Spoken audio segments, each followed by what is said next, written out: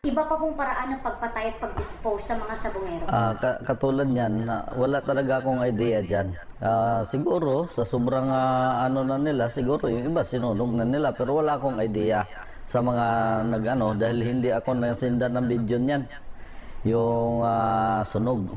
Opo. How about, sir, yung dinidismember, yung mga bodies para ma-dispose? May idea po ba kayo about it? Because I read in an unofficial document na isa po yun sa mga disclosed na information. Paano dinidispose? China-chop-chop? Yun na nga, yung katulad ng sinabi ko noong nakaraan, na pinakitaan nila ako ng video, na kung paano, parang baboy, yung ginawa nila. Yun lang yun, hanggang doon lang ang alam ko.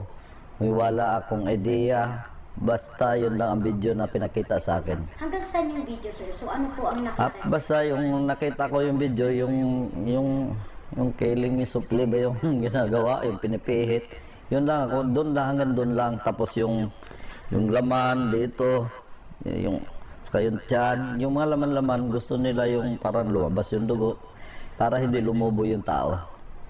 So inaano nila, sinasaksak Hindi. Iwa talaga, talagang karumal-dumal nga yung ginawa nila. May mga, hindi nakita sa video, sir, na pinuputol yung parte? Wala. Basta yun lang ang nakita ko, pero hanggang doon lang. Nakuha sila sa sako, sir. So is that something na consistent na nakita mo sa video? Nakita mo ba paano tinatapon sa lawa? Siguro, ganun ang ginagawa nila. Dahil yung sako ba, may mga buhangin o wala? Kasi kung lagyan talaga nila yun ng pabigat. Kasi kung sako-sako lang, hindi, lulutang at lulutang yun.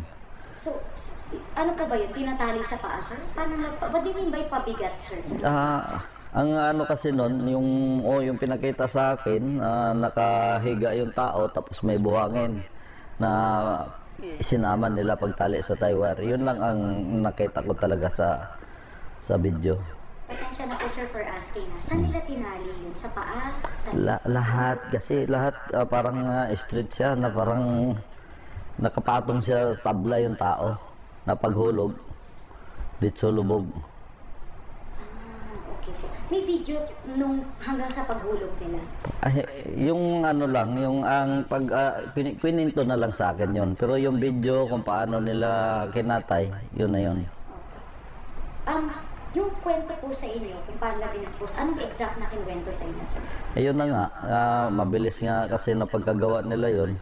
Yun na yung kinikwento nila sa akin. Kasi kinabukasan yan, halimbawa ngayon nila dukutin.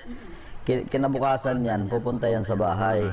Kukunin na yung 500,000 na yung suhol sa kanila.